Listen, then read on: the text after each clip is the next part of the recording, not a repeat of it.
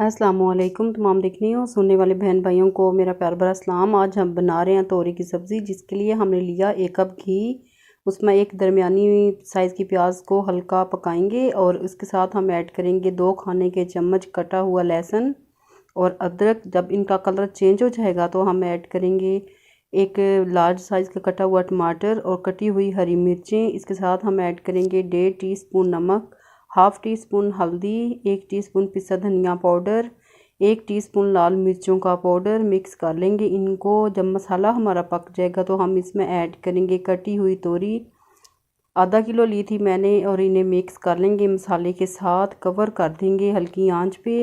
तोरी अपने पानी में अच्छी तरह गल जाएगी। माशाल्लाह से तोरी की सब्ज़ी अच्छी तरह गल गई है। अब इसमें ऐड करेंगे गरम मसाला पाउडर, मिक्स करेंगे और सर्व करेंगे मज़ेदार तोरी की सब्ज़ी की रेसिपी को।